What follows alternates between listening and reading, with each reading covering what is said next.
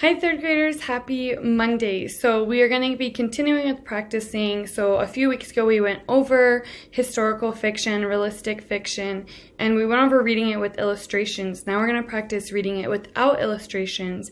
And remember, if it is too difficult, it can be read to us just by clicking this button.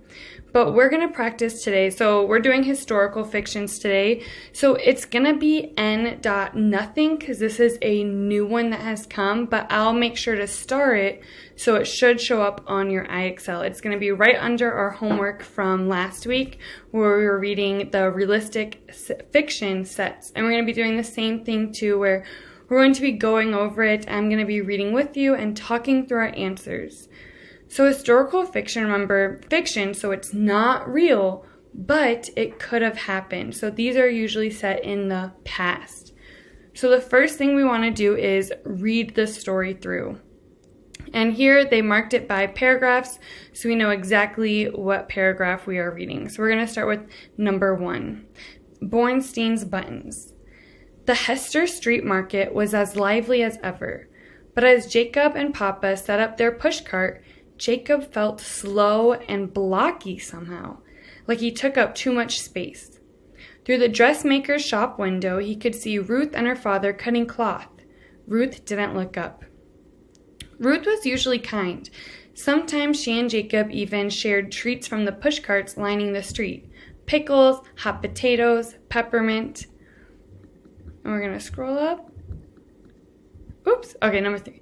But yesterday, as Ruth had squeezed past them, Jacob heard her whisper, "These pushcarts, people should press themselves like fish to get in our door." Jacob had felt terrible.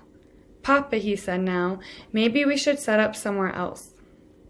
"Somewhere else," Papa repeated, straightening the button boxes. He always said a button seller's cart should be neat as a button. Rosen's Dressmakers is probably the best spot for a button pushcart in all of New York City, which is in New York, which we're learning in social studies this week. But we're in people's way. Papa laughed. "Look around, we're all in each other's way. Good for business."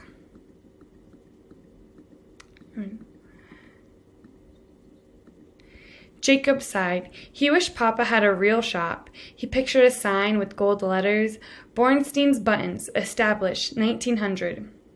No, Bornstein's Buttons, established 1898. After all, Papa had been selling buttons for 2 years now. "Bornstein," said a voice. Jacob looked up.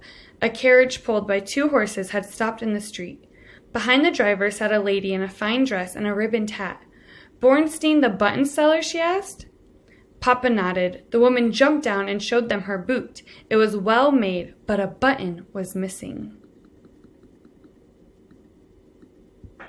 "Can you match these buttons?" she asked. "I already checked the uptown shops." Papa bent to study the boot. Jacob felt the other sellers staring. Fancy, people rarely come to Hester Street. "An interesting design," Papa said, straightening.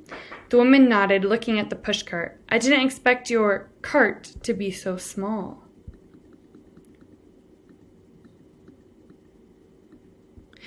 "Pushcarts hold more than they seem to," Papa said. "Jacob, the shell buttons are in the back row. Look for a robin inside a flower."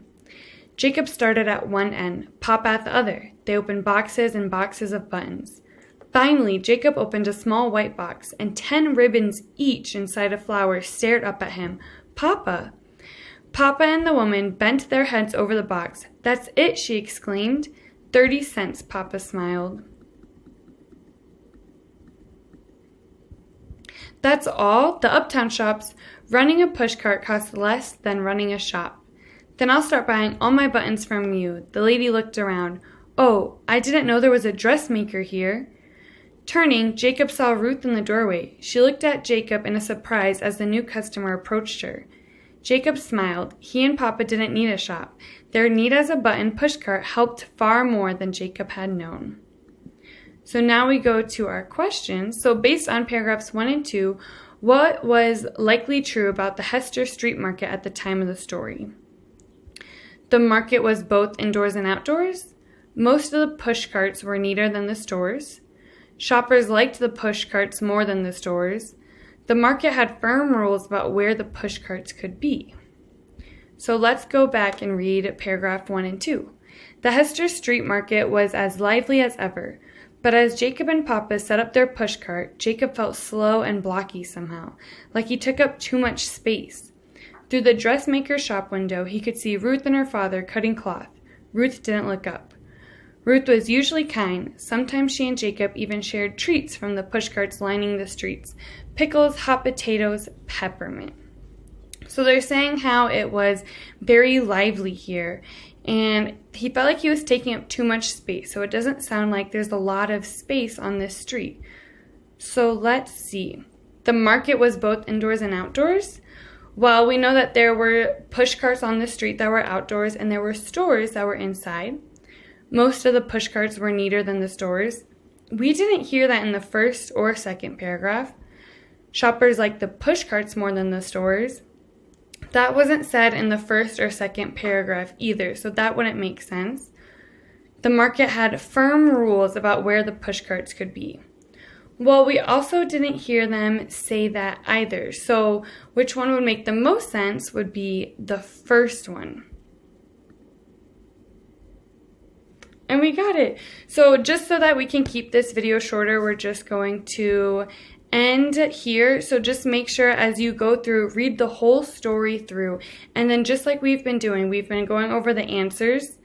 We've been reading through each answer and talking and discussing each one. So when we do pick our answer, we're very confident in it. And we can go back to our story and say, well, they said it here, so that's how I know that that's the right answer.